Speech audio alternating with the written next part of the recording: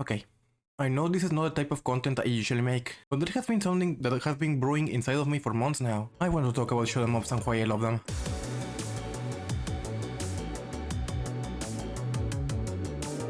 Oh man, where do I even begin? The shoot-'em-up genre, Shmups or STG for short, was one of the biggest ones in the arcade scene, being almost synonymous with the golden age of that era. And while it has long since passed, a lot of the games still provide thrilling experiences that haven't aged a bit.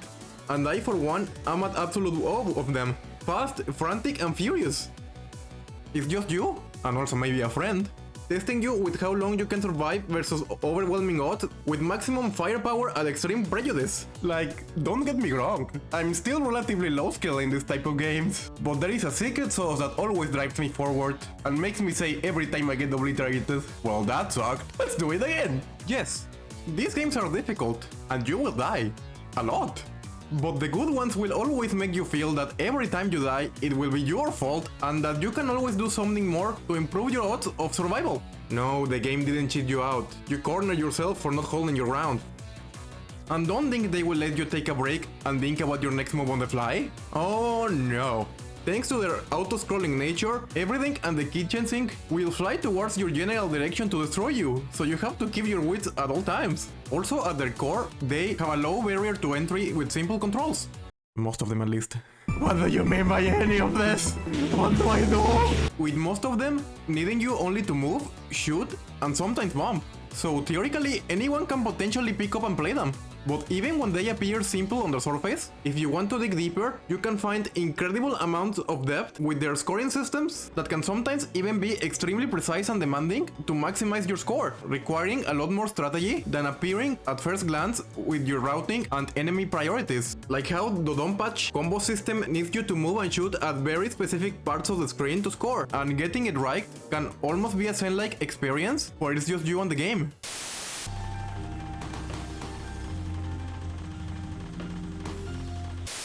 And as every good genre, they have different flavors for every taste. You want things to stay simple? Yeah, here. You want things to be so complex that your brain explodes? Got you covered.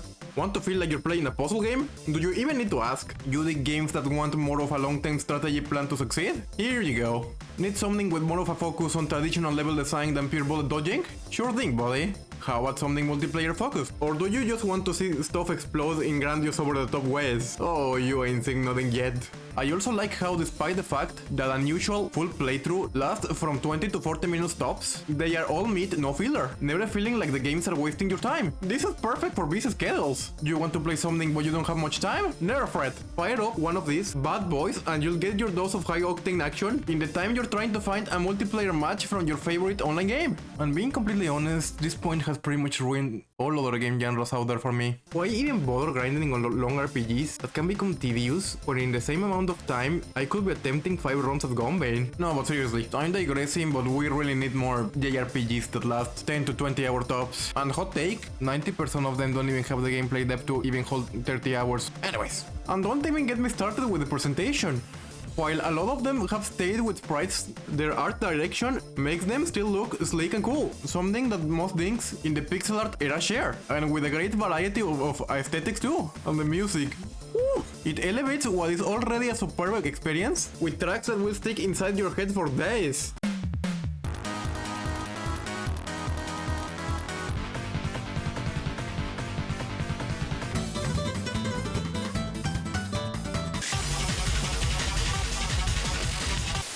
And if you think you know every nook and cranny about a specific game, guess what? You're wrong. Sometimes developers introduce arrange modes that bring changes that can be as small as a few extra features and small balance tweaks to completely overhauling the game. Ammo counts, changing characters on the fly, roguelike modes, introducing power-ups to a game that didn't have them, a bloody Ketsu in the Donpatch. And the best for last. No matter how many times you can complete a game, it will never be truly completed until you manage to pull off the legendary one credit clear, 1TC for short, which requires you to complete the game in one go, no continues allowed. Believe me, after all the sweat and tears you dump into a game, the first time you manage to do it, you'll feel unstoppable, and you will try to find the next dopamine rush. Am I fucking gonna be able to beat this game? Baby! Yes! Yes! I finally beat this stupid game! After what, 15 hours? After all said and done, maybe I piqued your curiosity and now you want to try some for yourself, but don't know where to start. Honestly, my first reaction is to wait for a Steam sale and grab the ones that look the coolest to you, since they go for pretty cheap. Anyways, I am aware that by the time that this video is online, the winter Steam sale already ended. God damn it. And I also recommend you to play them on easy, since actually that difficulty mode is more in par with the normal difficulty of other type of games. So no shame on starting there, you're still a beginner. But if you want something more curated, I am here to guide you with some recommendations that you can find on Steam. Mind you, not all of them are easy, but they have some stuff that I feel makes them approachable for people that come from other game genres, and I will talk about them in terms of their easiest difficulty setting unless noted, so here's the list.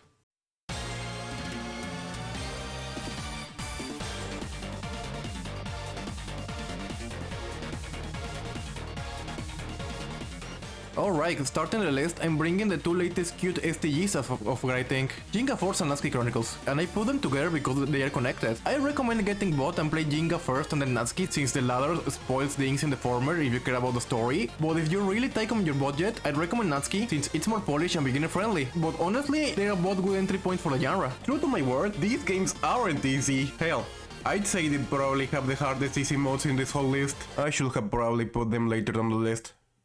But at the same time, both of them aren't a pure arcade run in one setting like the usual, but they are actually divided by levels, so you're not forced to concentrate the whole 20 to 40 minutes that a run in these games usually take, so you can actually take things at your leisure. Another thing is the life system. While you always start at 3 lives in every stage, you can increase that count by fulfilling certain conditions. In here, Natsuki is better than Ginga since you only need to play the stage to accumulate them, while in Ginga you need to collect them inside the level to be added to your initial pool. But that's still a lot better than feeling that you're stuck because you feel the game is asking too much of you at any given time, so kudos to that. Also, if you feel confident, you can actually decrease the number of lives that you start if you want to show off. And finally, the game has an in-game upgrade shop, and even if you're stuck in a stage, you always feel like you're making progress since you are advancing little by little towards the next weapon. And that increased firepower may just be a thing you need to complete the level. And for things exclusive to Natsuki, it's both a horizontal shooter, which can be a lot better for beginners, since getting used to verticals at first can take a bit to get used to, and it also has a neat danger indicator by default, so you can always be aware of the trajectory that bullets and enemies will take, giving you better reaction times to plan your movement.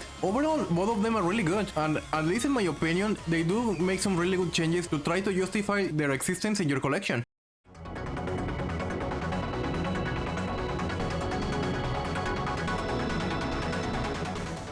I'm gonna be completely honest, I added this game way later than every other one on the list, since I didn't play it until I was in the middle of writing the script. But I decided to recommend it because look at this!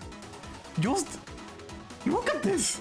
Isn't this like the coolest intro you can see in a game for a while? Oh, and it's by Team Ladybug, that's nice. This one is actually the latest release out of all the recommendations in here, and as you can see, it actually shows. While the gameplay can look daunting at first, and the bullet count can get really dense, I wouldn't call it a bullet hell for two specific reasons. First, there's the game's main gimmick. See this?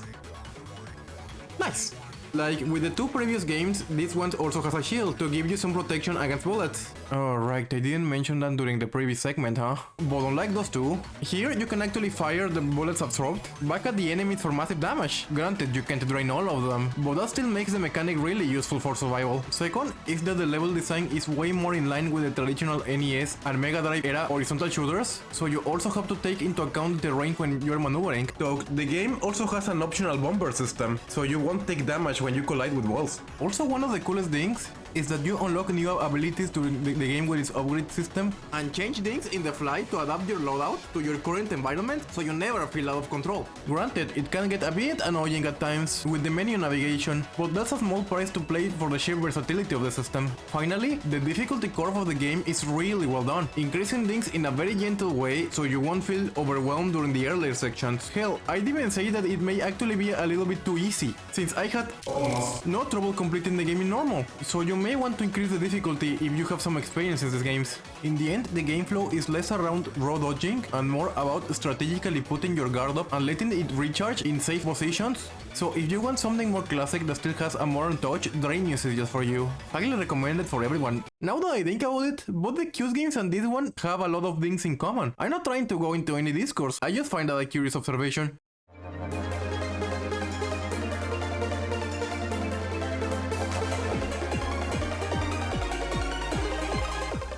Now we're getting into actual bullet hell territory, and we can't talk about bullet hells without mentioning the complete juggernaut that is Cave. This company pretty much carried the whole genre during the 2000s, bringing banger after absolute banger. And while they are very well known for the balls to the wall parents they can throw at you for looking at them funny, Jesus Christ. They also made sure not to exclude the beginner, with some games designed to track them specifically. Though, to be honest, picking any of the Cave games available on Steam and choosing the novice difficulty is a great start. But for the sake of simplicity, I'm picking both Dead Smiles and Mushihime-sama, and I'll explain why. I'll start with Mushihime-sama since it's the older one. The title translates to Bug Princess, and true to the title, there's bugs in this game. A lot. Man, Japan really loves their bugs, don't they? I recommend this one because it's kind of 3 games in one, and the game can teach you a lot about STGs in general. Original mode focuses on fewer but faster bullets, testing you a bit more on reflexes like the Raiden games, paired with a relatively simple scoring system. Maniac Has denser patterns with slower bullets, making you strategize your movement a lot more, and with a scoring system ripped out of the patch, so that's also a series that you can go after this one. Ultra It's truly a game with a little something for everyone.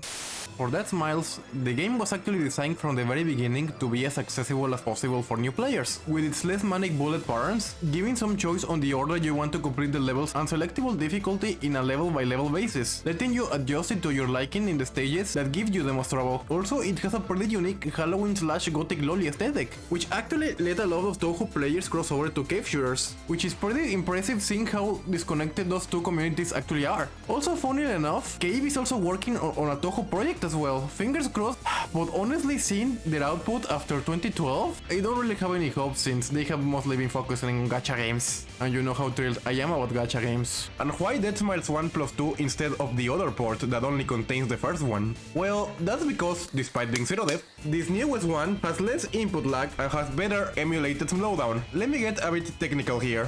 While the knee-jerk reaction is to think that all slowdown is bad, at least Cave games are designed to taking that into consideration. So if your port removes the slowdown, it's gonna be way harder, if not impossible, to complete sections where the screen is jam-packed filled with bullets. Also, this port includes Dead Smiles 2, but look, it's not really a bad game, but it isn't really Cave's finest, and well...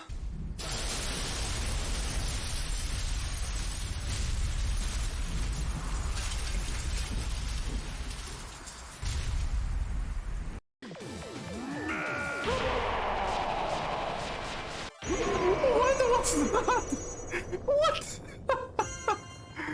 What? Yeah, the presentation took a big nosedive. Like, sure, the first one's 3D models were also ugly as sin, but at least the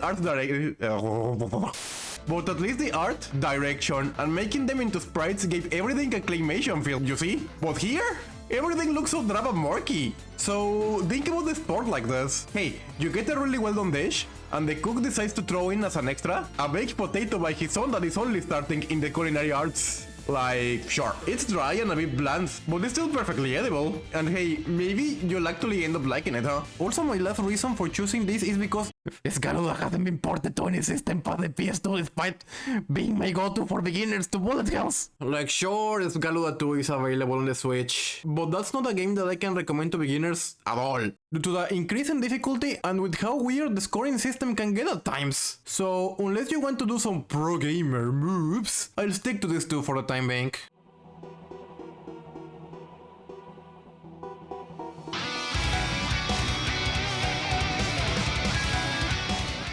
Ah yes, that Mic Unlimited 3. This game alongside Shinhondo actually were the ones that allowed me to truly fall in love with the genre. This one is also a pretty accessible bullet hell because it has 2 game modes. Grace mode is your standard bullet hell experience, with a spice of Touhou/Cybarrier, which incentivizes you to get as close to the bullets as possible to build one meter that allows you to get resources to get hypermeter. But that's a more advanced game mode. The one I'm much more interested in discussing is Spirits mode, which transforms bullets from destroyed enemies into energy that you can collect to fill your hyper mod gauge for a temporary increase in firepower. Overall, it's a similar system to Bullet Soul, but better implemented and less boring. I'm also recommending this game because as of the time of writing, the game is also available in both Android and iPhone, and while it doesn't look as good and the touch controls may take a bit to get used to, believe me, after you get the hang of it, you'll wish to have that amount of control you get on your movement in every other STG. And with all that said and done, those are my beginner recommendations for you. Wait, I'm forgetting one. I can't believe it. How could I?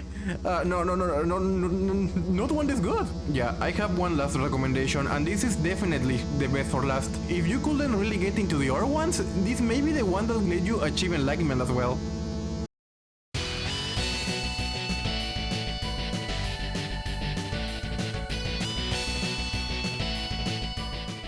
Zero Ranger, has there been any game that holds a special place for you?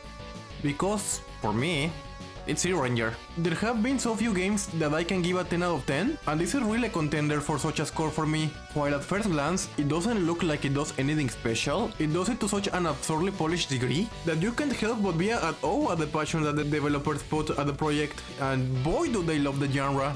Since the game is packed with references to other series. Hey, there's the Big Viper! Oh hey, that's the R-Type! And those are the only ones I'm gonna talk about, because I really don't want to spoil things. This is really one of those games that are best experienced blind. In Green Orange, the game's main mode, the devs made an ingenious change to the continue system, starting at 1 and giving you more the more you score until you have a maximum effect, making you feel like you're making progress. Alongside this, it has a hidden dynamic difficulty system, making things more difficult the better you're doing, and letting off and getting easier if you're struggling with the game, making the challenge always feel fair and doable. The other mode, White Vanilla, is supposedly the easy mode of the game, but calling it just that is a huge disservice, since it's more in line with an arrange mode, mixing everything up and incentivizing you to get better by grading you after every single section, making for an addicting experience for score chasers. Really, my only problem is that it can spoil things from Green Orange, but that's expected. This is definitively my favorite game in the genre, and while my playtime with it is not as high as with other games, hell, the game I spend the most time is Blue Revolver, which is also really good. Nothing has resonated with me and blowed my mind like Zero Ranger.